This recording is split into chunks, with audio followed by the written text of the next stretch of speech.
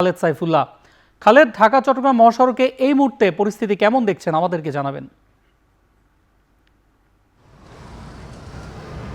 অন্যয় ঢাকা চট্টগ্রাম মহাসড়কে যানবাহন চলাচল স্বাভাবিক রয়েছে। ঈদে ঘরমুখ মানুষ দূর দূরান্তে যাচ্ছেন। এই মহাসড়কে কোথাও কিন্তু বড় ধরনের যানজট আমরা আজকে সারাদিন দেখিনি। তবে দুপুরের দিকে চান্দিনার নুরিতলা এলাকায় ঢাকা থেকে চট্টগ্রামগামী সড়কে একটি মাইক্রোবাসকে বাস ধাক্কা দিলে সেখানে একজন আহত হন এবং পরবর্তীতে পুলিশ কিন্তু উদ্ধার করে সেই যানবাহনটিকে রাস্তা থেকে সরিয়ে নেয়, যার কারণে সেখানে যানজটের কিন্তু কোনো রকম প্রভাব পড়েনি।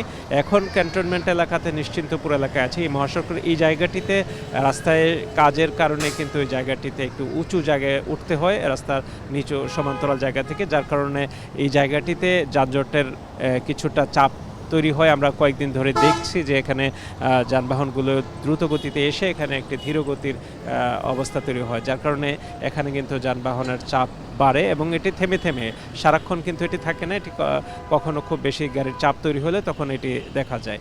তো এখন কিছুটা চাপ রয়েছে, কিছুক্ষণ আগেও কিন্তু চাপটা ছেড়ে দিয়েছিল। তো এছাড়া কিন্তু মহাসড়কের সার্বিকভাবে কুমিল্লা অংশে প্রায় 100 কিলোমিটার এলাকায় কিন্তু যানবাহন চলাচল স্বাভাবিক রয়েছে। যাত্রী এবং চালকরা কিন্তু নির্বিঘ্নে যাতায়াত করছেন বলেই আমাদেরকে জানিয়েছেন। এবং আমরা এখানে যেই জায়গাটিতে আছি এখানে পুলিশ, হাইওয়ে পুলিশ কাজ করছে এবং স্কাউটস বিএনসিসির বিভিন্ন জায়গায় সদস্যরা কিন্তু তারা এখানে মহাসড়কে যানবাহন চলাচল নির্বিঘ্নে চলাচলের জন্য কাজ করে যাচ্ছেন। ঢাকা চট্টগ্রাম মহাসড়কে কোথাও এখন পর্যন্ত কোনো ধরনের যানজটের সমস্যা আমরা দেখিনি। এই ছিল ঢাকা চট্টগ্রাম মহাসড়কের নিশ্চিন্তপুর এলাকাতে সবশেষ। ধন্যবাদ।